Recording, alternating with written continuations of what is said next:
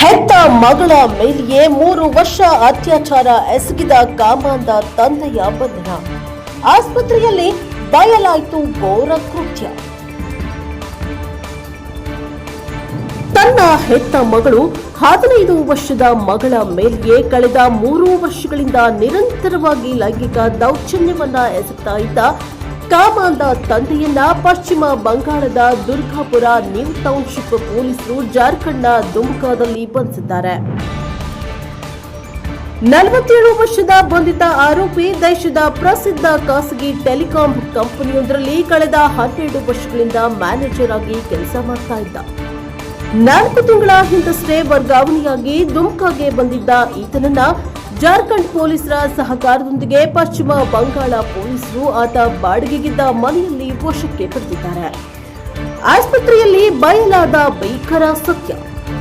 ಸಂತ್ರಸ್ತೆ ಬಾಲಕಿ ಕಳೆದ ಕೆಲವು ಸಮಯದಿಂದ ತೀವ್ರ ಮಾನಸಿಕ ಖಿನ್ನತೆಯಿಂದ ಅಂದರೆ ಡಿಪ್ರೆಷನ್ನಿಂದ ಬಳಲ್ತಾ ಇತ್ತು. ಈ ನರಕ ಯಾತನೆಯನ್ನ ತಡೆಯಲಾರದೆ ಕೆಲವು ತಿಂಗಳ ಹಿಂದೆ ಆತ್ಮಹತ್ಯೆಗೂ ಯತ್ನವನ್ನ ಮಾಡಿದ್ಲು.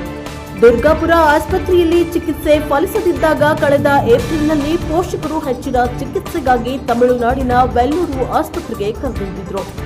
ಅಲ್ಲಿ ಮಹಿಳಾ ವೈದ್ಯರು ಬಾಲಕಿಗೆ ಕೌನ್ಸಿಲಿಂಗ್ ನಡೆಸಿದಾಗ ಹೆತ್ತ ತಂದೆಯೇ ಮಾಡ್ತಾ ಇದ್ದಂತಹ ಭೀಕರ ಅಕೃತ್ಯಗಳು ಬಯಲಿಗೆ ಬಂದಿವೆ.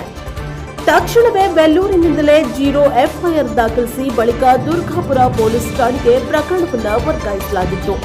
ಅಮ್ಮನಿಗಾಗಿ 3 ವರ್ಷ ನರಕ ಯಾತನೆಯನ್ನ ಅನುಭವಿಸಿದ ಮಗಳು.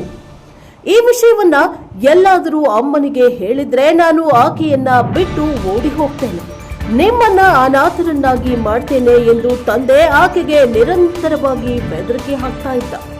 ತಂದೆಯ ಕ್ರೂರ ವರ್ತನೆಯನ್ನ ಎದುರಿಸಿದ್ರೆ ಅಥವಾ ಅಮ್ಮನಿಗೆ ತಿಳಿಸಿದ್ರೆ ಸಂಸಾರ ಹಾಳಾಗುತ್ತದೆ ಎಂಬ ಭಯದಿಂದ ಆ ನಿಷ್ಕಪಟಿ ಬಾಲಕಿ 3 ವರ್ಷಗಳ ಕಾಲ ಈ ಭೀಕರ ನರಕವನ್ನ ಮೌನವಾಗಿ ಸಹಿಸಿಕೊಂಡಿದ್ರು. ಈ ತೀವ್ರ ಮಾನಸಿಕ ಒತ್ತಡವೇ ಆಕೆಯನ್ನ ಆತ್ಮಹತ್ಯೆಯ ನಿರ್ಧಾರವರೆಗೂ ತಂದುಬಿಟ್ಟಿತ್ತು. ಹೆಂಡತಿಯೇ ಸಂಚು ರೂಪಿಸಿದ್ದಾಳೆ ಎಂದ ಆರೋಪಿ.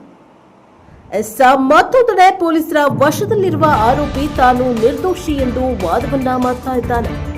ನನ್ನ ಮತ್ತು ಹೆಂಡತಿಯ ನಡುವಿನ ಜಗಳದ ದ್ವೇಷವನ್ನ ಮನಸ್ಸಿನಲ್ಲಿಟ್ಟುಕೊಂಡು ನನ್ನನ್ನ ಸಿಲುಕಿಸಲು ನನ್ನ ಮಗಳನ್ನೇ ದಾಳವಾಗಿ ಬಳಸಿ ಸುಳ್ಳು ಕೇಸನ್ನ ದಾಖಲಿಸಿದ್ದಾಳೆ ಎಂದು ಆತ ಆರೋಪ ಮಾಡ್ತಾ ಇದ್ದಾನೆ.